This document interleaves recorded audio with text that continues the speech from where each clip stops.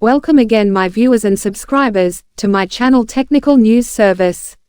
In today's news, October 19, 2023.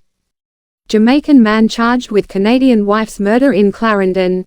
The 28-year-old man has been charged with murder following the death of his wife in Portland Cottage, Clarendon in May. Charged is Rory Palmer, a fisherman of Portland Cottage in the parish.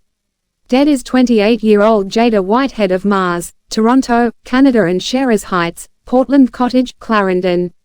Reports from the Lioneltown police are that at about 4 p.m. on May 12, Palmer and his spouse had a dispute that got physical. It is reported that Palmer threw a fan at her, hitting her in the face, after which he slammed her head into a wall several times. The police were alerted, and on their arrival, Whitehead was seen lying in a bed unresponsive. She was taken to the hospital, where she was pronounced dead. Palmer was taken into custody and initially charged with assault occasioning grievous bodily harm. Following extensive investigation and consultation with personnel from the Office of the Director of Public Prosecution and the Crime Office, his charge was upgraded to murder, the police said. Whitehead, who was a school board employee in Toronto, was reportedly visiting Palmer to celebrate their wedding anniversary. Man accused of killing brother, confesses. The Clarendon police have revealed that the man who reportedly killed his older brother during a dispute on Monday, is in custody and has since confessed to the murder.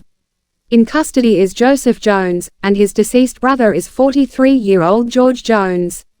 Operations Officer for Clarendon, Deputy Superintendent of Police DSP Clifton Green commended the efforts by the citizens of the Johnny's Hill district, after they swiftly and safely apprehended Joseph following the dispute.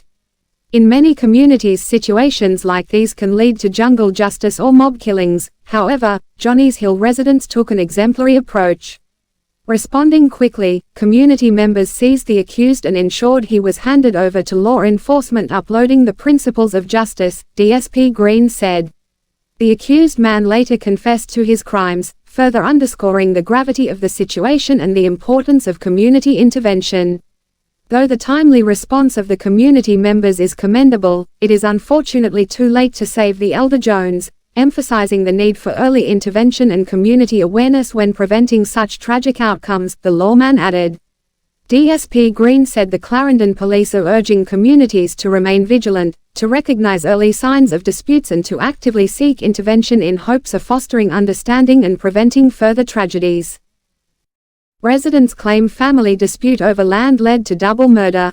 A long-standing family dispute over land is alleged to be the cause of a double murder in the Cushney Road section of Parks Road in St Andrew on Monday evening, cutting plans short for one of two elderly victims who was preparing to migrate to the United States.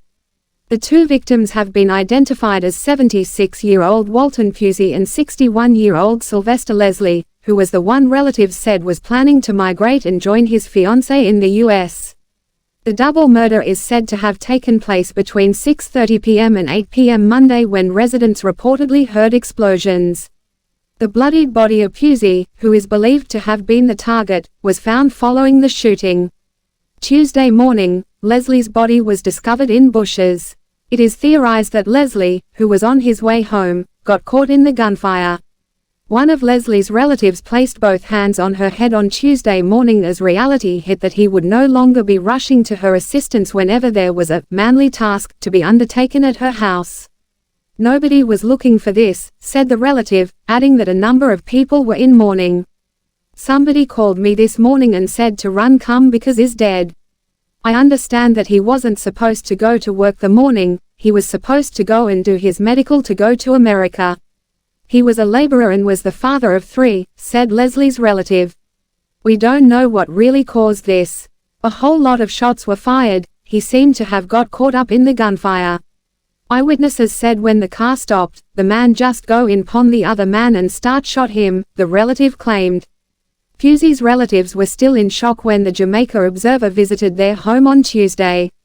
They were in no mood to speak.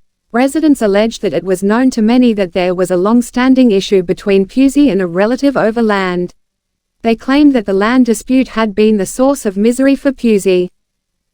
In other news, More than 320 devices suspected to be explosives found in Kingston Western. The joint police-military intelligence operation at a premises on Darling Street in the Kingston Western Police Division on Monday led to the discovery of more than 320 devices that are suspected to be explosives. The operation was based on high-quality intelligence obtained through the diligent use of various technologies and other methodologies, the Jamaica Constabulary Force (JCF) said in a statement on Wednesday. We wish to underline the commitment and expertise of our officers, who, by conducting this operation without any casualties, have demonstrated exemplary operational dexterity. While we understand the public's need for information, the very sensitive nature of this discovery means that certain specifics cannot be shared at this time. Currently, experts are conducting chemical tests to ascertain the exact nature of the substances found. The JCF will provide updates as and when it's appropriate, the police said. Additionally, the JCF said, this significant seizure is a testament to the robust intelligence-gathering capacity of our law enforcement agencies and underscores our unyielding commitment to ensuring the safety of the Jamaican people. Man killed after spade handle plunged into his head. Residents of Trial District near this rural town have raised concerns about the lack of treatment for mentally ill people, after a man, believed to be of unsound mind, killed another man by plunging the handle of a spade into his head. The victim has been identified as Joe Wayne Witter, 24, otherwise called Iron, a resident and laborer of Trial. A police report said about 3 p.m. Monday, Witter and a man were at a bar on the Down Country Main Road in Trial when an argument developed between them. Police said the man left the bar and went outside and laywait Witter. Moments after, police said, Witter was attacked by the man who hit him several times on the head with the handle of a spade. Head of the St. Elizabeth Police Coleridge Minto told the Jamaica Observer on Tuesday that a suspect has been taken into police custody in relation to the incident.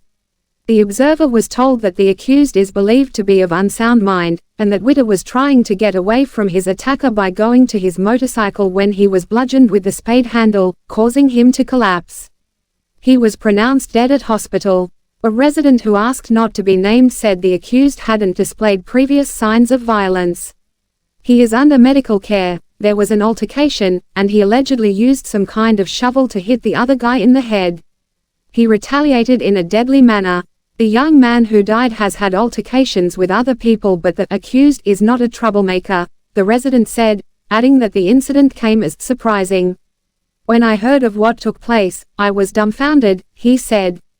Another resident said the accused man was seen walking in the community with the spade handle sharpened. However, they both agreed that special focus needs to be placed on the care of the mentally ill. There are so many unsound mind people in Junction, and at any moment anything can happen. You have to be very cautious and mindful of what you say to them in your interaction with them, as they can be dangerous, cautioned one resident. In June this year, Rupert Cunningham, 62, was stoned to death in Junction, allegedly at the hands of a man said to be mentally challenged. The incident sparked calls from political representatives, including councillors, for assistance to be sought for the mentally challenged in St. Elizabeth. 7 arrested for extortion in Halfway Tree. 7 men were arrested in Halfway Tree, St. Andrew, on Wednesday after personnel from the Public Safety and Traffic Enforcement Branch continued Operations Transportation Streamline, where extortionists of private passenger vehicle (PPV) operators within the corporate area are targeted. In addition to being arrested for extortion, the men were brought into custody for breaches of the Main Road Act, and being in possession of offensive weapons.